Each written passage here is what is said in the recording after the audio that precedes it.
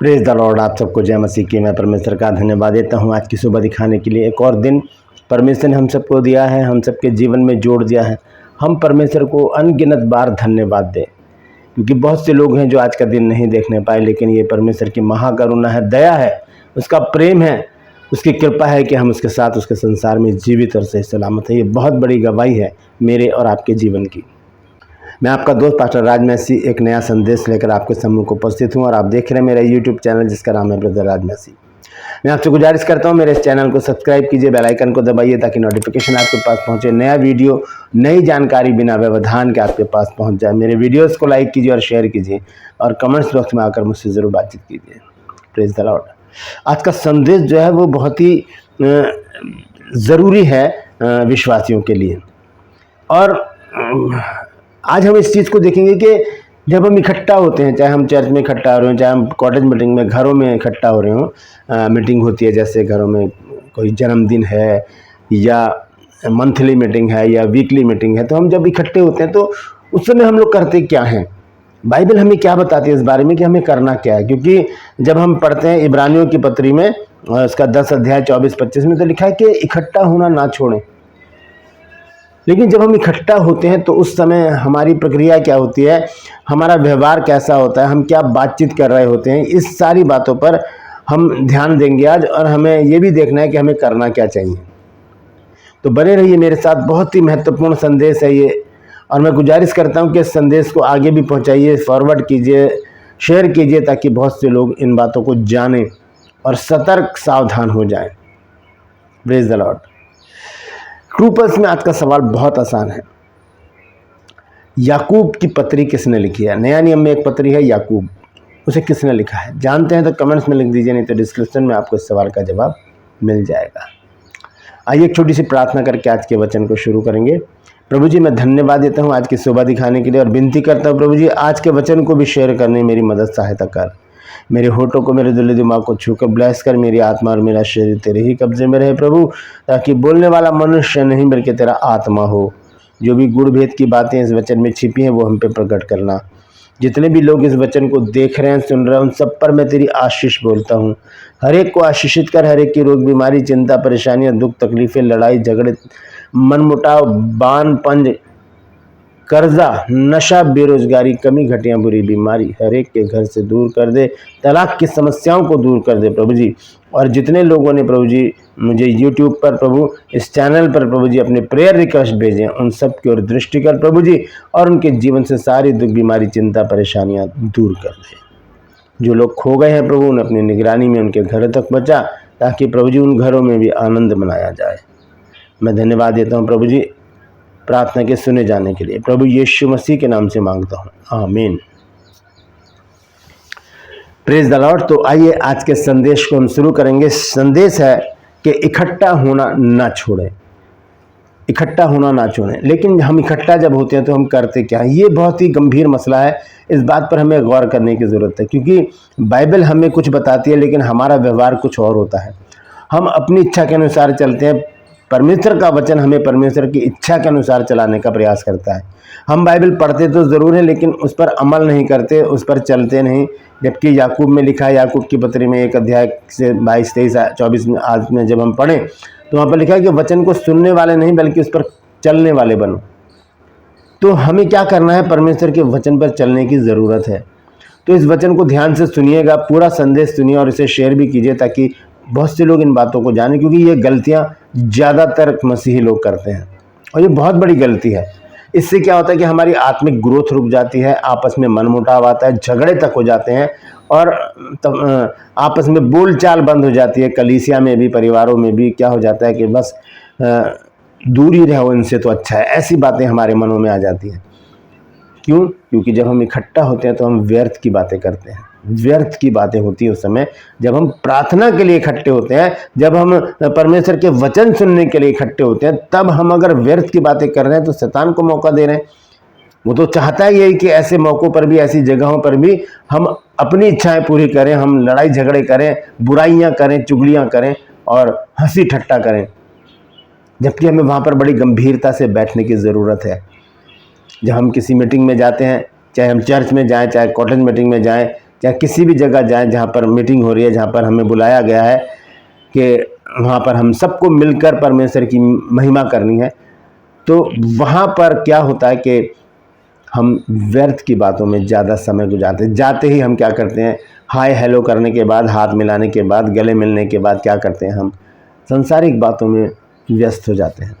जबकि हमें करना क्या चाहिए, वहाँ पर जाते ही हमें हाय हेलो ज़रूर करें, उसके लिए मना नहीं है, कहीं पर भी मना नहीं है, ज़रूर करें, हाथ मिलाएं, गले मिलें, लेकिन उसके बाद उस जगह पर बैठकर, चाहे आप चेयर पर बैठे हो, अगर नीचे बैठे तो घुटनों पर बैठ जाइए और परमेश्वर की स्तुति करते रहिए। अपनी एकाग्रता बना के रखिए, परमेश्वर से बातचीत करते रहिए जब तक मीटिंग शुरू ना हो जाए। तो ये तरीका है परमेश्वर के सम्मुख बने रहने का। तो हम देखते हैं इब्रानियों की पत्री 10 अध्याय और उसके 24 और 25 पद में हम देखेंगे परमेश्वर का वचन हमें क्या बताना चाहता है। 10 अध्याय 24 और 25 पद यहाँ पर लिखा है, और प्रेम और भले कामों में उस्काने के लिए एक दूसरे की चिंता किया करें और एक दूसरे के साथ इकट्ठा होना ना छोड़ें, जैसे कि कितनों की रीति है, पर एक दूसरे को समझाते रहें, और ज्यों-ज्यों उस दिन को निकट आते देखो त्यों-त्यों और अधिक किया करो। कौन से दिन को? परमेश्वर के दिन को।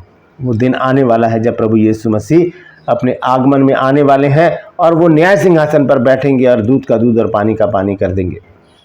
तो ऐसे समय पर जब हम इकट्ठा होते हैं, लिखा है कि इकट्ठा होना ना छोड़ें, और ये इकट्ठा होना और ज़्यादा शिद्दत के साथ कर दें, क्योंकि प्रभु यीशु मसीह का आगमन बहुत निकट है। लेकिन होता क्या है कि जब हम इकट्ठा होते हैं तो वहाँ पर सबसे हंसी मजाक की बातें हो रही होती हैं, चुटकुले सुनाए जा रहे होते हैं। बहुत से लोग क्या करते हैं, मोबाइल लेकर हाथ में कहते हैं देखो ये वाला चुटकुला देखो, ये रील देखो, और सबको दिखाते हैं और फिर हंसते हैं। बहुत जगह मैंने ऐसा देखा है, क्योंकि मैं बहुत जगह जाता हूँ जब प्रार्थना के लिए, तो मेरे आने से पहले वहाँ पर क्या होता है, यही हो रहा था परमेश्वर के आने से पहले। जबकि परमेश्वर अपने समय पर पहुँच जाता है, क्या करते हैं लोग, हंसी ठट्ठा करते हैं, चुगलियाँ करते हैं, बुराइयाँ करते हैं। तो हमें करना क्या है, सबसे पहले हमें ये देखना होगा कि जब हम इकट्ठा होते हैं तो वहाँ पर का माहौल कैसा होता है। देखेंगे मत्ती रचित सुसमाचार 18 अध्याय का 20 पद, क्योंकि प्रभु यीशु मसीह के ये शब्द हैं तो इस पर हमें गौर करने की ज़रूरत है और समझने की ज़रूरत है कि प्रभु यीशु मसीह हमें क्या बताना चाहते हैं। समझने की बात है। तो यहाँ लिखा है 20 आयत में, मत्ती रचित सुसमाचार 18 अध्याय के 20 पद में लिखा है, क्योंकि जहाँ 2 या 3 मेरे नाम पर इकट्ठे होते हैं वहाँ मैं उनके बीच में होता हूँ। अब इस बात को सोचिए, कहीं आप गए हैं, मीटिंग में गए हैं और वहाँ पर आपसे बहुत सारे लोग मिल गए जो जानकार हैं, आपके रिश्तेदार भी हैं, कोई भी हैं, आप उनसे हाथ मिला रहे हैं, आप उनसे हंसी टट्टा कर रहे हैं, मजाके कर रहे हैं, हा ही कर रहे हैं, चुटकुले सुना रहे हैं, रील्स दिखा रहे हैं, शॉर्ट वीडियो दिखा रहे हैं, और क्या कर रहे हैं, फिर थोड़ी देर बाद देख रहे हैं बुराइयाँ कर रहे हैं कि उसको देखा था, इसको देखा था, उसका देखा है, उसके बारे में सुना है, इस तरह की बातें, चुगली बुराइयाँ करनी शुरू कर देते हैं। लेकिन हम ये भूल जाते हैं कि जब हम इकट्ठा हुए तो वहाँ पर यीशु मसीह उपस्थित हैं, यीशु मसीह सारी बातों को सुन रहे हैं। तो यहाँ पर यीशु मसीह कहते हैं कि क्योंकि जहाँ 2 या 3 मेरे नाम पर इकट्ठे होते हैं मैं उनके बीच में होता हूँ।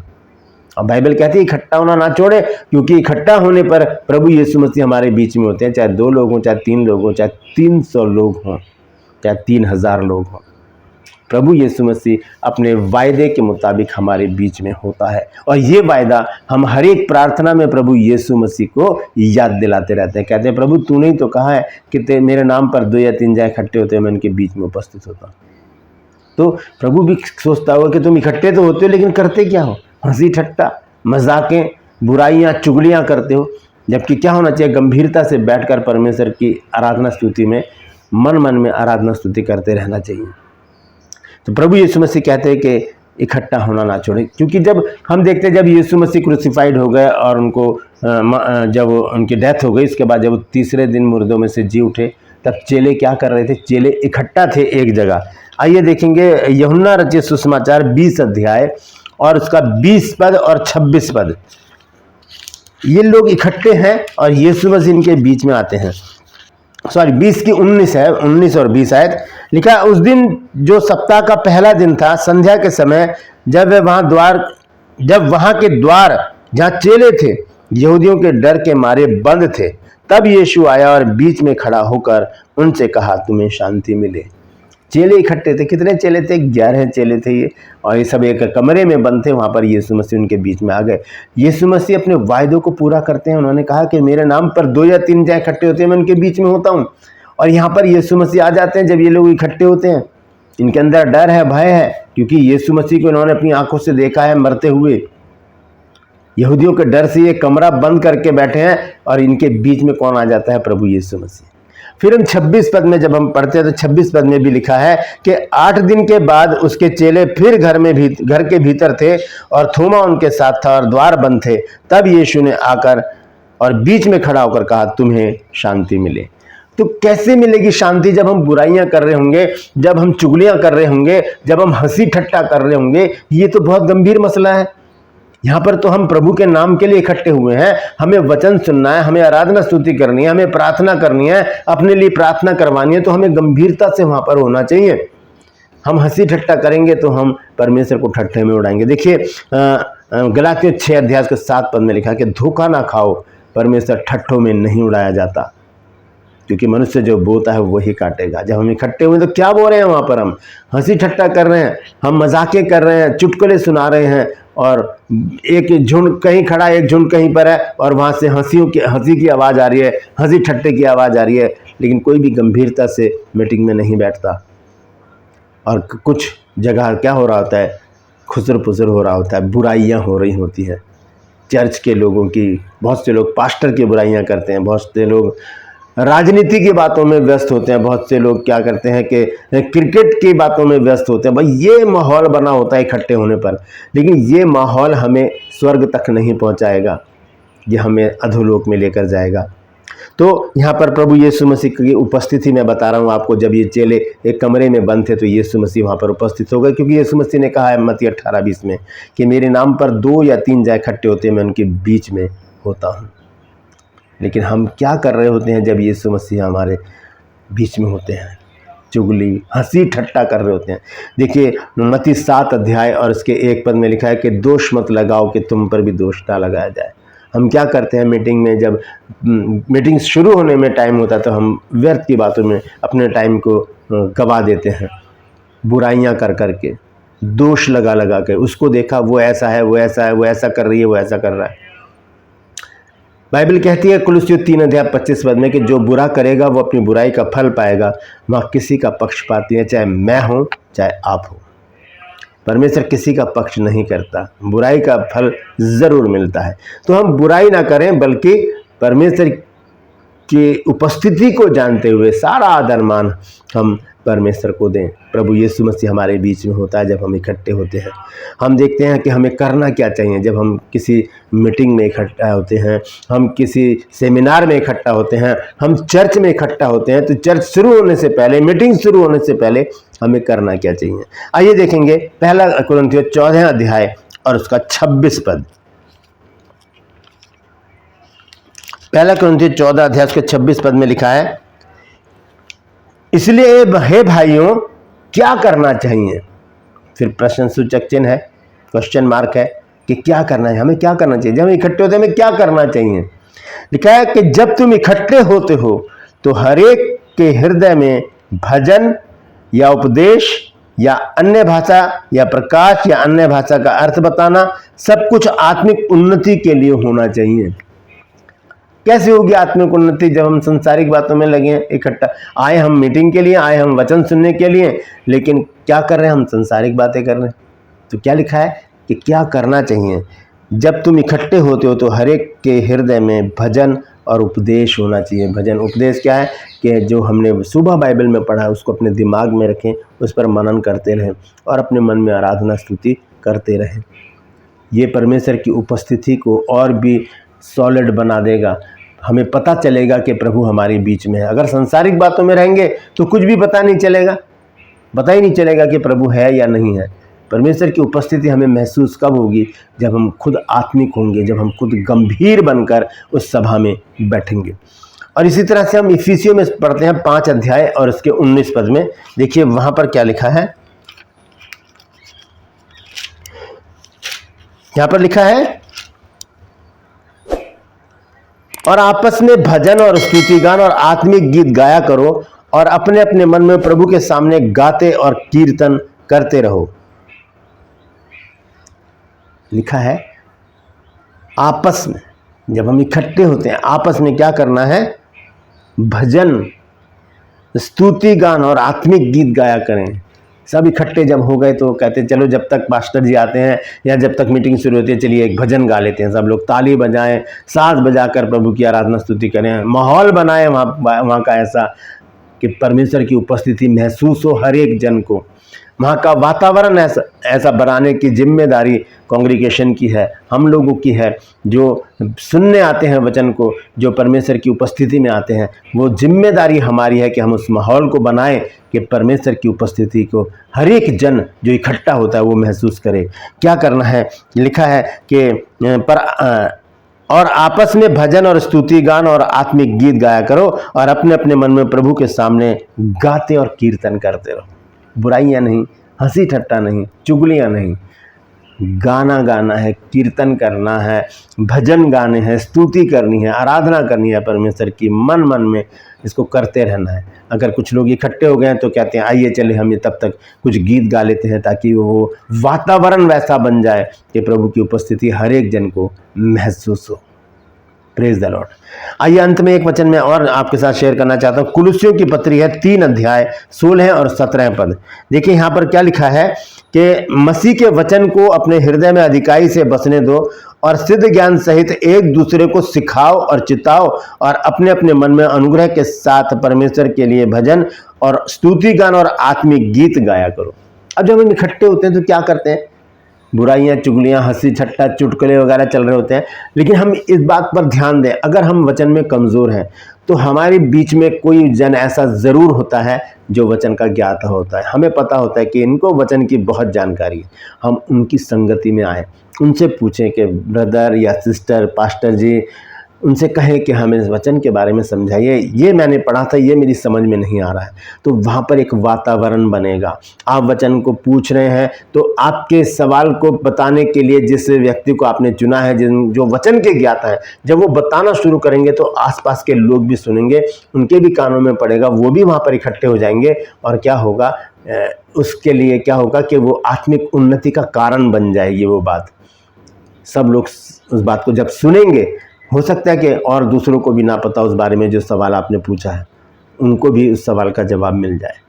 दोस्तों हमें करना क्या है, हम जब इकट्ठे होते हैं तो व्यर्थ की बातें ना करें, हंसी टट्टा चुटकुले ना करें, बल्कि हम मन मन में उसकी आराधना स्तुति करते रहें, उसकी प्रशंसा करते रहें, आराधना करते रहें, स्तुति करते रहें, प्रभु को ऊंचा उठाएं और कहें प्रभु आज हमें मौका दे कि हम घटे और तू हम में बढ़ता चला जाए।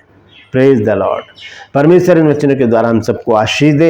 यदि आज आपने कुछ नया सीखा है तो कमेंट्स में ज़रूर लिखिएगा और इस वचन को शेयर कीजिए ताकि और भी लोग जो ये गलतियां कर रहे हैं वो ये गलती ना करें, बल्कि जब इकट्ठा हो तो एक दूसरे की उन्नति का कारण बन जाए। Praise the Lord. क्रूपल्स में आज का सवाल है कि याकूब की पत्री किसने लिखी है। नया नियम में एक पत्री है जिसका नाम है याकूब, वो किसने लिखी है जानते हैं तो कमेंट्स में लिख दीजिए, नहीं तो डिस्क्रिप्शन में आपको इस सवाल का जवाब मिल जाएगा। Praise the Lord.